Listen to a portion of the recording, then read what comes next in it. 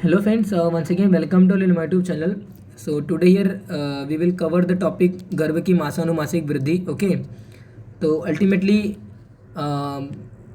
Ultimately वहाँ पे आप जानते हो कि गर्भ की उत्पत्ति कैसे होती है. ओके, तो मॉडर्न के वे में अगर मैं आपको बताऊँ तो जो फ्यूज़न होता है मेल एंड फीमेल गैमेट का. ओके, उसके बाद जो जाइगोट जो रिजल्ट बनता है, जाइगोट के बाद वहाँ पे ब्लास्टोला एक स्टेज बनता है. ओके, देन ब्लास्टोला के बाद मोरुला बनता है एंड अल्टीमेटली वहाँ पे क्या होता है, इम्प्लांटेशन वहाँ पे एक प्रोसेस होती है और उसके बाद क्या होता है, हमारा एम्ब्रियो बनता है. ओके, एंड अल्टीमेटली क्या होता है, फीटस में उसका कन्वर्जन होता है. ओके, तो फीटस जब बन जाती है उसके बाद क्या होता है, वहाँ पे ट्राइमेस्टर स्टार्ट हो जाते हैं और उस पर्टिकुलर ट्राइमेस्टर के दौरान वहाँ पे ट्राइमेस्टर रहते हैं, यानी कि 3 ट्राइमेस्टर रहते हैं. ओके, तो अल्टीमेटली उस पर्टिकुलर ट्राइमेस्टर में उनके जो ऑर्गन्स हैं, ओके, वो वहाँ पे डेवलप होते हैं. ये जस्ट इन शॉर्ट मैंने आपको बताया. ओके, आयुर्वेदा के एक अकॉर्डिंग वहाँ पे गर्भ की मासानुमासिक वृद्धि, ओके, यानी कि जो 9 मंथ प्रेगनेंसी चलती है, ओके, उस पर्टिकुलर 9th मंथ के प्रेगनेंसी में गर्भ कैसे एक एक मंथ अपने आप को वहाँ पे मैच्योर करता है, गर्भ अपने आप कैसे वहाँ पे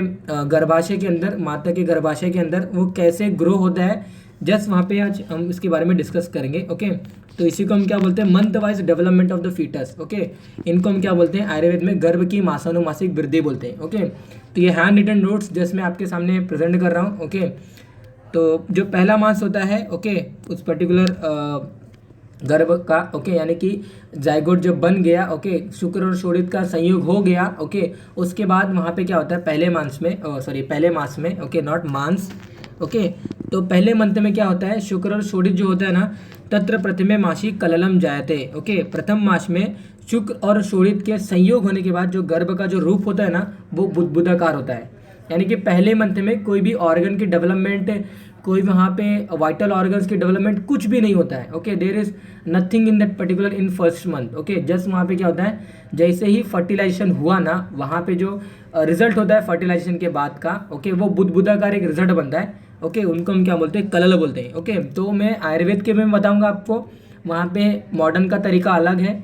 जस्ट आपको आयुर्वेद में क्या होता है वो बताने के लिए मैंने पर्टिकुलर वीडियो आपके लिए वहाँ पे बता रहा हूँ. ओके, तो तत्र प्रथमे मासी कललम जाते हैं, पहले मास में जो गर्भ होता है वो बुदबुदाकार होता है. पहले मास में कोई भी जो ऑर्गन्स होते हैं गर्भ की, उसकी उत्पत्ति नहीं होती है, और ये इतना आपको याद रखना है. ओके, तो शुश्रूषाधिष्ठान 3rd अध्याय से वहाँ पर्टिकुलर ये श्लोक लिया गया है. ओके, द्वितीय मास में क्या होता है, यानी सेकेंड मंथ में क्या होता है प्रेगनेंसी के. ओके, तो वहाँ पे क्या होता है, द्वितीय शीतोष्म अनिल अभिप्रपच्यमानानां महाभूतानां संघातो घन संजायते. ओके, तो जो 3 दोष होते हैं, ओके, वहाँ पे जो पर्टिकुलर दोषों का जो प्रोडोमिनेंस होता है उस पर्टिकुलर संयोग पार्ट में, शुक्र शोणित संयोग के बाद वहाँ पे जो बुदबुदाकार जो बना, ओके, वहाँ पे जो वात पित्त कफ जो होते हैं, ओके, उन पर्टिकुलर कॉम्बिनेशन, उस पर्टिकुलर वात पित्त कफ की वजह से क्या होता है, वहाँ पे वो पर्टिकुलर जो बुदबुदाकार जो बना था ना, उसका घन बन जाता है, यानी कि सॉलिड बन जाता है.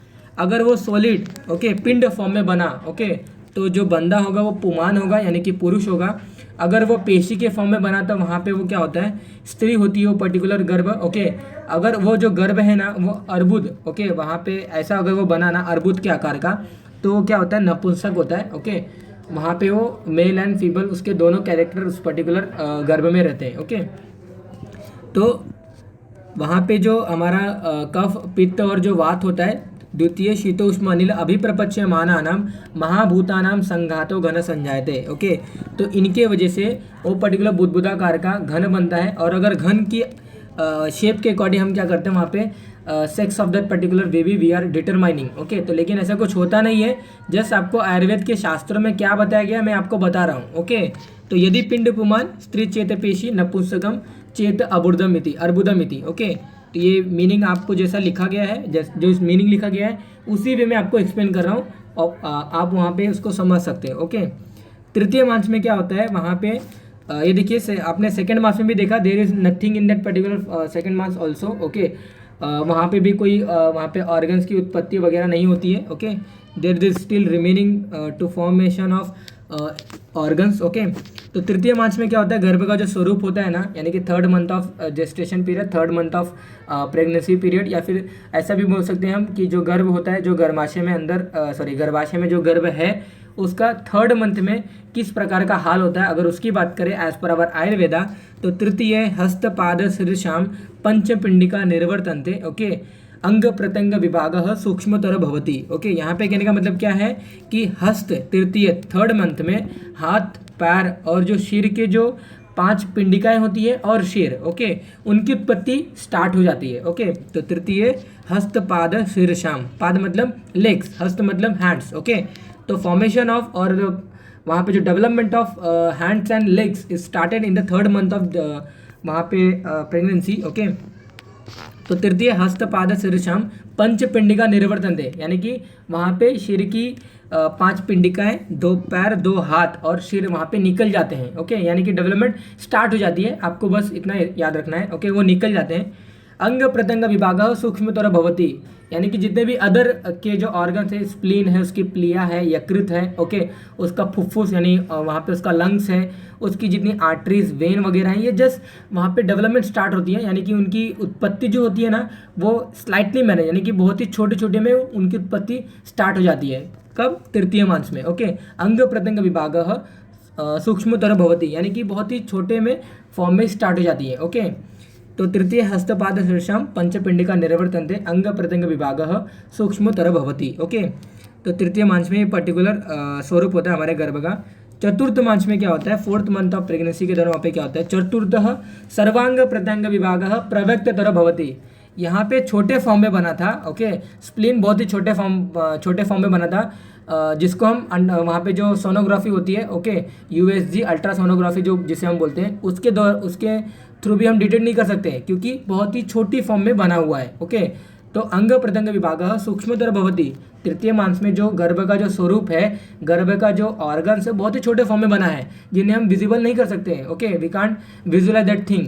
लेकिन जैसे ही चौथे मास आता है, ओके, फोर्थ मंथ आता है, उस पर्टिकुलर थिंग्स में क्या होता है? चतुर्थ सर्वांग प्रत्यंग विभाग प्रव्यक्ततर भवति, अभी जो ऑर्गन्स जो बने हैं बॉडी के अंदर ना, वो वहाँ पे व्यक्त हो जाते हैं। ओके, व्यक्त मतलब डेवलपमेंट अभी हुआ नहीं है, there is a remain to develop that particular organ. Okay, बस उत्पत्ति स्टार्ट हो गई है और उत्पत्ति तृतीय मास में स्टार्ट होती, लेकिन उत्पत्ति स्टार्ट होने के बावजूद भी हम उसे देख नहीं पा रहे थे तृतीय मास में, लेकिन चौथे मास में हम उसको देखना भी स्टार्ट हो जाता है। ओके, तो चतुर्थः सर्वांग प्रत्यंग विभाग प्रव्यक्ततर भवति। ओके, एंड वो पर्टिकुलर जो ऑर्गन्स वगैरह जो डेवलप हुए थे वो स्टार्ट हो जाते हैं और वहाँ पे उनका जो विजिबल होता है हम फोर्थ मास में हम उसको देख सकते हैं। ओके, तो द्विहृदयं च नारी नाम, 2 हृदयिनी नाम आचक्ष्यते। ओके, तो वहाँ पे जो हार्ट होता है ना, वहाँ पे बेबी का जो हार्ट होता है वो भी वहाँ पे डेवलप फोर्थ मंथ में हो चुका रहता है। ओके, एंड दैट्स वाई वो पर्टिकुलर लेडी को हम क्या बोलते हैं? 2 हृदयिनी बोलते हैं। ओके, 2 हृदयिनी मतलब जिसके पास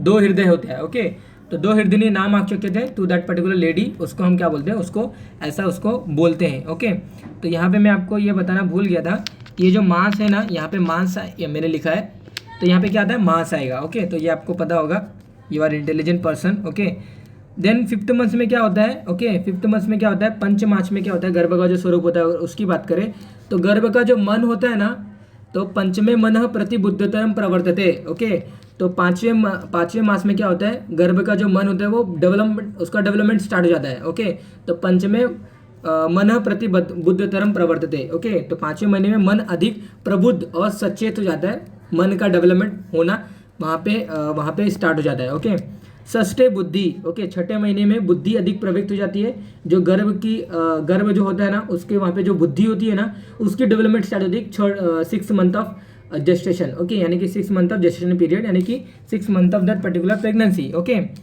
देन वहाँ पे सप्त मास की अगर बात करें, और यानी कि 7th मंथ ऑफ जेस्टेशन की पीरियड की अगर बात करें, तो सप्तमे सर्वांग प्रत्यंग विभाग प्रव्यक्ततर। ओके, सभी जितने भी ऑर्गन्स है, it may be the spleen, it may be the liver, it may be the your 4 limbs. okay, वहाँ पे it may be the your hind limbs. okay, जितने भी नोज, ईयर्स, आईज, वहाँ पे जितने भी माउथ वगैरह हैं, सबकी उत्पत्ति हो जाती है 7th मंथ में। ओके, सभी क्या होते हैं? प्रॉपर डेवलप हो जाते हैं अपने 7th मंथ में। ओके, तो सप्तमे सर्वांग प्रत्यंग विभाग प्रव्यक्ततर। ओके, तो सब संपूर्ण अंगों एंड प्रत्यंगों का विभाग, अंग मतलब वहाँ पे आप जितने भी इंटरनल ऑर्गन्स हैं, वाइटल ऑर्गन्स हैं, उससे रिलेट कर सकते हो।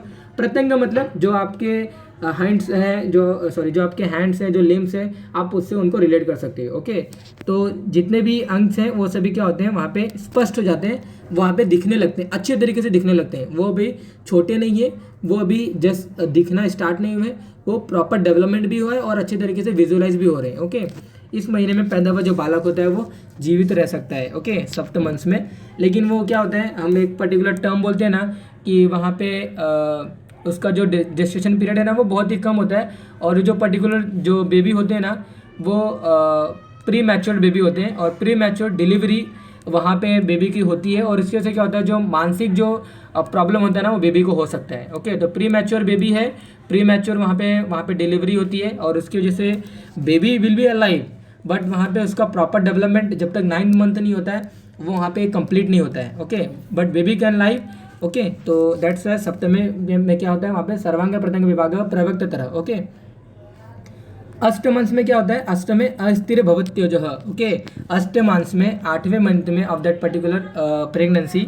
ओके, वहाँ पे क्या होता है, 8वें मास में क्या होता है, गर्भ का जो ओज होता है ना वो अस्थिर होता है। ओके, तो ओज या अस्थिर या चंचल होता है। ओज मतलब क्या हुआ, ये आप हृदय से भी बोल सकते हो, ओज या आप वहाँ पे इसकी जो बोलते हैं ना आत्मा वगैरह, वो भी आप उसको बोल सकते हो। ओके, तो 8वें महीने में क्या होता है, जो पर्टिकुलर गर्भ का जो ओज होता है ना वो अस्थिर होता है। ओके, एंड दैट्स वाई इसमें पैदा हुआ जो बालक होता है ना ओज की अस्थिरता के कारण वो जीवित नहीं रह सकता। ओके, तो यहाँ पे बताया जीवित नहीं रह सकता है, लेकिन मैंने अभी जैसे आपको बताया कि 7th मंथ में बंदा जो है, जो गर्भ है, जो बेबी है, they can be alive. Okay, लेकिन 8वें महीने में जो यहाँ पे लिखा गया है स्टेटमेंट, ओज की अस्थिरता के कारण जीवित नहीं रह सकता है। इसका मतलब ये हुआ कि 8वें महीने में वहाँ पे अष्टम अस्थिर भवत्योजः, ये ठीक है कि ओज अस्थिर होता है, अस्थिर होता है, और इसकी वजह से क्या होता है, बेबी वहाँ पे डाई हो सकता है। लेकिन डाई होने के जो रीज़न है ये यहाँ पे जैसे आपको समझना है कि ये हो सकता है, there may be possibility of this particular reason. Okay,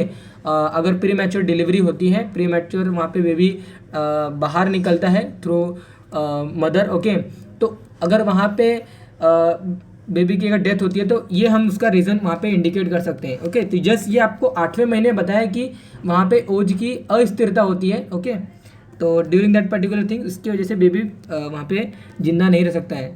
9वें मास में क्या होता है पता है आपको, तो नवम दशम एकादशम द्वादशम नाम अन्य मासमिन जायते। ओके, तो नवम दशम 9वें महीने, 10वें महीने, एकादश और 12वें महीने में अगर डिलीवरी होती है ऑफ एनी बेबी, ओके, तो वहाँ पे क्या होता है, गर्भ का जो स्वरूप होता है ना वो प्रॉपर रहता है, गर्भ अलाइव रहता है। ओके, गर्भ प्रॉपर रेस्पिरेट कर सकता है, गर्भ प्रॉपर वहाँ पे ब्रीथ कर सकता है, गर्भ का जो हृदय होगा वो प्रॉपर बीट करेगा। ओके, गर्भ का पल्सेट वहाँ पे पल्सेशन हम फील कर सकते हैं। ओके, तो जितने भी वहाँ पे साइंस बताए गए हैं, सब्जेक्टिव साइंस जो बताए गए हैं वो हम वहाँ पे ऑब्जर्व कर सकते हैं, एक पेडिट्रिशियन वहाँ पे उसको ऑब्जर्व कर सकता है। ओके, अगर डिलीवरी 9वें, 10वें, एकादश यानी कि 11वें और 12वें महीने में हुई है तो ये 11वां 12वां महीना ये जो एक्सटेंड हुआ है ये अकॉर्डिंग टू सुश्रुत बोलते हैं कि 12वें महीने में जो पैदा हुआ जो बालक होता है वो नॉर्मल होता है। लेकिन आचार्य चरक बोलते हैं कि ऐसा नहीं होता, 8वें महीने बीतने के बाद, एक दिन भी बीत जाने के बाद नवम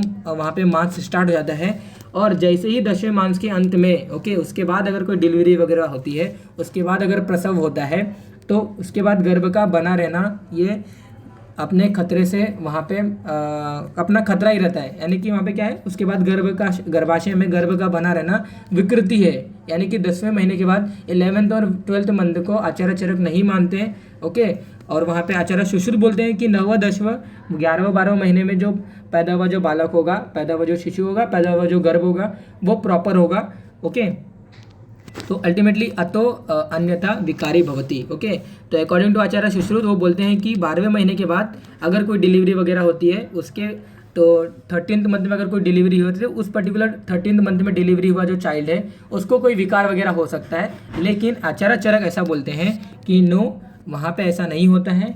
10वें महीने के बाद अगर कोई डिलीवरी प्रसव होता है, कोई फीमेल को अगर प्रसव की पीरियड प्रसव का अगर वहाँ पे काल आता है उसका 11th मंथ, तो गर्भ की विकृति हो चुकी है, ऐसा हमें समझना चाहिए। ओके, तो जस्ट ये इन शॉर्ट ये देखिए मैंने यहाँ पे एट द लास्ट आपके लिए लिखा है कि इस प्रकार से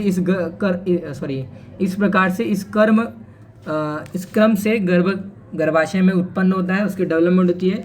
और गर्भ वृद्धि के कौन से कारण की अगर बात करें तो माता, पिता, आत्मा, सात्म्य, रस, सत्व इन 6 गर्भकर भावों की उत्तमता से एंड संपन्नता से, गर्भिणी के आहार विहार से, आचार की श्रेष्ठता से, क्या वो कर रही है वो गर्भिणी, ओके, वो जो मतलब जिस गर्भिणी के, जिस पर्टिकुलर फीमेल के अंदर वो गर्भ पल रहा है, ओके, वो मैच्योर हो रहा है, वो डेवलप हो रहा है, उसके जो आहार है, what she will take, okay, what she will do, okay, वहाँ पे वो जो करती है, वो जो आहार लेती है, उसके ऊपर डिपेंड होता है कि जो गर्भ होता है ना, उसकी मानसिक स्थिति कैसी होगी, उसकी बुद्धि की स्थिति कैसी होगी।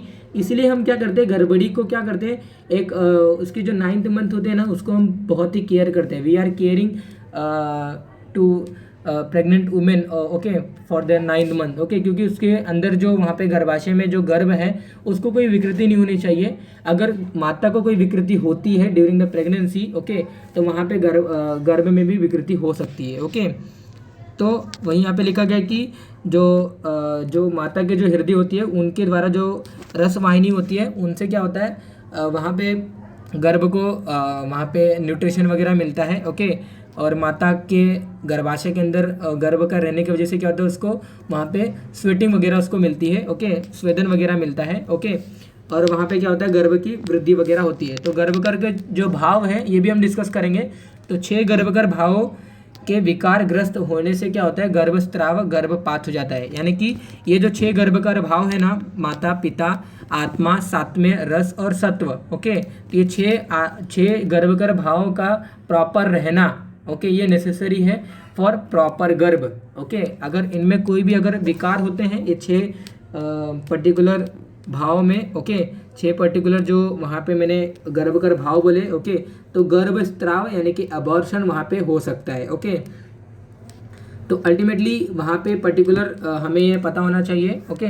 तो यहाँ पे हमने आज यहाँ पे क्या देखा, हमने गर्भ की मासानुमासिक वृद्धि देखी, ओके, गर्भ कैसे मंथ वाइज इसका डेवलपमेंट होता है। तो month wise development of the foetus according to Ayurveda, here यहाँ पे हमने इसको देखा, ओके। तो here we are completed the गर्भ की मासानुमासिक वृद्धि, ओके।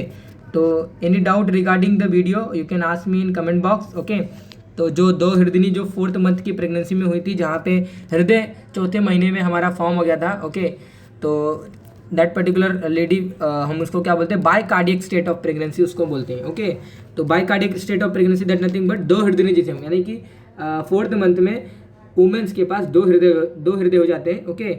और जैसा फीमेल का जो हृदय काम करता है ना, वैसे अगर फीमेल को अगर बीपी की प्रॉब्लम है, तो वहाँ पे जो चाइल्ड होगा ना, उसको भी वहाँ पे मतलब बीपी की वजह से अलग अलग उसको विकार वगैरह हो सकते हैं, ओके। 2 हृदय नहीं, यानी कि 4th मंथ में उसके 2 हार्ट रहते हैं उस पर्टिकुलर लेडी को, ओके। तो that is regarding for today's class.